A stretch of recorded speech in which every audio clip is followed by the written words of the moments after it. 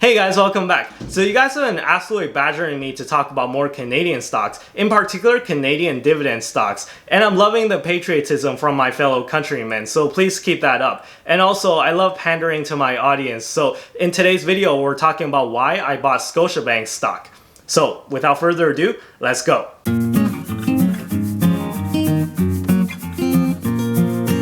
So I'm putting the iPad to good use and I'm reading some notes off of this. I'm not good enough to the point where I can memorize an entire 30-minute video without notes, so excuse me if I look down. But anyways, as some of you know, I used to own some shares in the Royal Bank of Canada, but right before I made that Wealthsimple reveal video that I did, I decided to sell out of all my shares of Royal Bank just because it had gone up by quite a bit. And I never really jumped back into the Canadian banking industry until last week, where I decided to buy some Bank of Nova Scotia. So Scotiabank or Bank of Nova Scotia, they're the same thing. So I decided to buy some Bank of Nova Scotia shares. And in today's video, I'm going to tell you exactly why I bought a BNS and what's my reason behind it and what's my thought process. So hope you guys enjoy. Anyways, first of all, I know what you're thinking. Andy, you're such an idiot because Royal Bank is such a better bank than the Bank of Nova Scotia. Why did you sell out of a good bank and buy a crappier one? Well, hear me out here. First of all, I'm not sure if you know, but here in Canada, all the banks, they own each other's stock. Yeah, that's right, you heard right. So if you look at the chart of all the major stakeholders in the Bank of Nova Scotia, for example, you can see that a lot of their major stakeholders are RBC, CIBC, TD, BMO, so all the other four banks, right? So you'll notice a similar pattern of all the other banks. So if you look up major stakeholders of TD or major stakeholders of RBC, you'll see that most of the major stakeholders are other Canadian banks. And this is because of some regulation or some rule by the government to make them not overly competitive with each other. So they're supposed to be sort of cooperative and helping with the Canadian economy. So they're not supposed to try and like kill each other or anything like that. So yeah, because of this government regulation, they all own stock in each other, and quite a significant amount of stock in each other too, if you look at that chart. All the Canadian banks and all their price movements of the stock is all correlated with each other. So there's not really going to be a scenario where RBC stock just absolutely skyrockets and Bank of Nova Scotia just plummets through the floor and goes bankrupt or anything. I just don't see that happening, right? Because Canadian banks, number one, they're all kind of the same in my opinion. I know you guys might disagree with me. There's, oh, Royal Bank is so much better or TD is so much better. But whatever, like in my opinion, I see them as being like relatively the same. I'm not saying that they're the exact same, but of course, based on this fact that I just told you, you guys would know that all their price movements are correlated now, right? So yeah, in my opinion, all the banks are very similar. I'll say that. They're not exactly the same. So whether I buy into Royal Bank of Canada or I buy into Scotiabank, it doesn't make that much of a difference at the end of the day, in my opinion.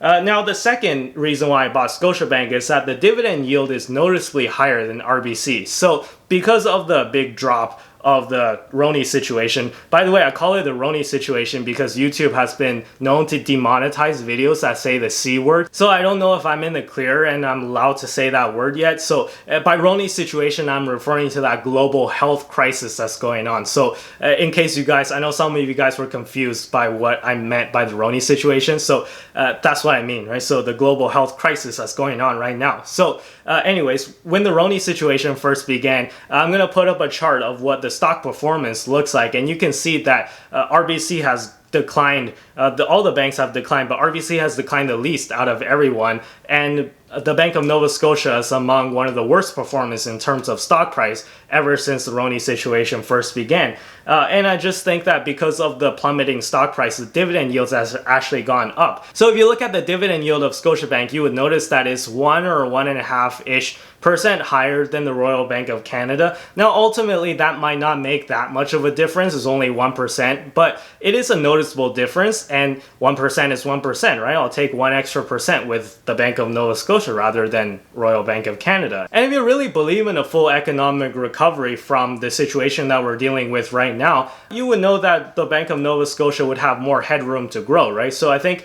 the Royal Bank of Canada, they're only down like single digits year to date versus the Bank of Nova Scotia is down quite a bit. So yeah, if you're looking at it on a stock price basis, I think that the Bank of Nova Scotia just has more upside to the price itself if it were to go back to where it was before. And lastly, I just wanted to mention that Scotiabank owns Tangerine. So if you don't know what Tangerine is, it's basically a discount chain or discount service of banking service here in Canada. And the idea is that most people do everything online these days when it comes to banking, right? So think about when's the last time you've had to go into a branch and actually talk to a person for anything. So most people do like 99% of their banking online anyway. So the idea of Tangerine is that they move everything online. So there's very few branches. There's only maybe like 1 or 2 branches that you can actually go into. And they're more like showrooms to like advertise a brand, and less so of like actual branches where you're expected to go in and do actual banking. So yeah, 99% of the operations of Tangerine is online. And the idea is that because they're so lean, they can pass the savings on to you. So they offer a no-fee checking and savings account, and they offer a credit card, which I actually have. I made a video on that. Go check that out. But yeah, they have a MasterCard, and then they also have things like mortgages. They have GICs, which are called Guaranteed Investment Certificates. It's basically the Canadian version of what a CD is, in case you're American and you don't know what a GIC is. Anyway, so yeah, they offer a variety of financial services, and it's all online. And I feel like this has massive appeal to young people especially. So us millennials, we like to do everything online, right? We don't like to talk to a real person if possible. So I know folks that are like 50 or 60 or a little bit older, retirees, they still prefer to go to a branch to do all their banking, right? So if they ever have any problems or anything, they would book an appointment, go into a branch, and prefer to like actually talk to a real person, or handle money with a teller and stuff like that. But us millennials, we're good with technology and we don't really care about that face-to-face interaction. Now these days, of course, everyone's trying to stay at home and everyone's trying to move their things online because there are no face-to-face interactions, right? So I think that something like a Tangerine has massive appeal in today's post-Roni world.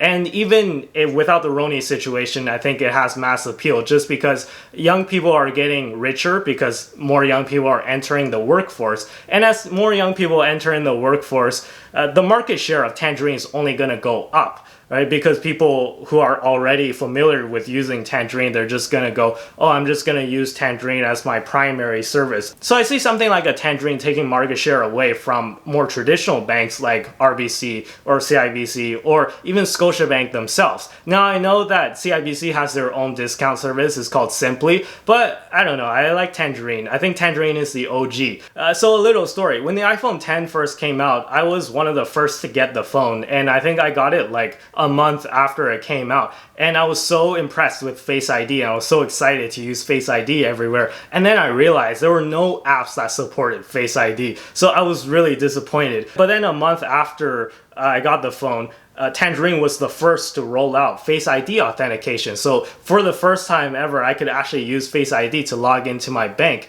Now, for RBC, I waited like the better part of another year before they introduced that feature to the RBC app. So I just see that Tangerine being a lot more nimble and a lot more comfortable with technology in comparison to these big slow moving banks like RBC. Now, in my opinion, RBC should enter into the discount banking chain as well, but so far they haven't made a move as far as I can see.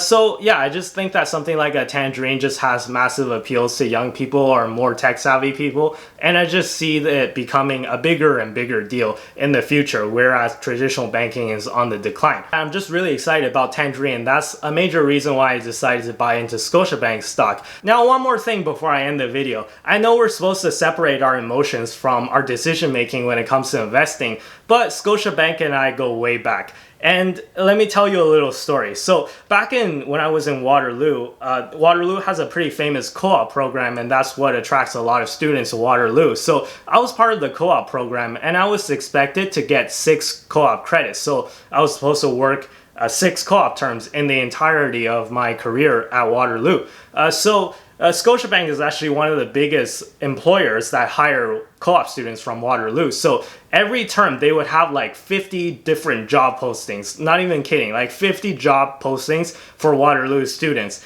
and then I would apply to maybe like 30 of them. I would apply to most of them. So I would apply to like 30 or 40, basically every single one that I thought I was qualified for. Now, of course, some of them were like either more senior or very like computer science focused, which I wasn't good at, so I didn't apply for those. But I applied for everything that I thought that I was qualified for, which ends up being like 30 to 40 applications. So I applied to 30 to 40 applications every single term for 6 terms, basically, and I got rejected from all of them. So if you do the math, 30, let's just assume the low end, right? Let's just assume 30 applications and 6 terms. That's like 180 jobs. So let's just round that up to 200. So after 200 applications, I got 1 interview and I got rejected from that interview. So I applied for Scotiabank 200 times and I got 1 interview and I got rejected. So that's my history with Scotiabank. And before you say, oh Andy, it's because your resume sucks. Actually, of course I didn't use the same resume, right? I applied 200 times, not all at once, but over the course of basically like 5 or 6 years. And of course I would change my resume from time to time as I got other co-op jobs and I got other experiences and I keep on adding to my resume. So I didn't use the same resume for all 200 applications. I kept changing it up, but for whatever reason, every time I apply for Scotiabank, they always reject me. So I kind of got, I don't want to say like a personal vendetta against Scotiabank, but it's just, I don't know, it's just kind of like awkward for me to think about Scotiabank just because it's one of the companies I really wanted to get into like super badly, and they kept on rejecting me like all the time, every single time, and I couldn't figure out why, right? So I thought I did really well on a lot of the like pre-interview questionnaires that they've been like sending me, right? So for example, they asked me, they're like, what do you think the biggest threat to the banking industry is? And I answered something along the lines of the emergence of technologies. So things like blockchain and things like alternative banking and discount banking, of course, like things like Tangerine or something, right? So it's really disrupting the traditional banking industry. And for some reason, I guess they didn't agree with that, or they didn't think that that was a good enough answer. God knows, right? I don't know why, but they kept on rejecting me. So yeah, after like 6 years, at this point, I'm just like, you know what? I'm gonna give up, right? Clearly, they don't want me to work for them. So I just bought the shares instead. If they don't want me to work for them, then hey, maybe they could work for me.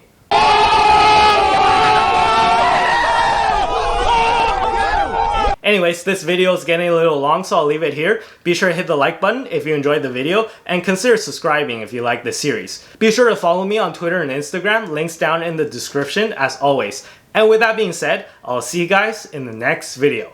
Bye-bye.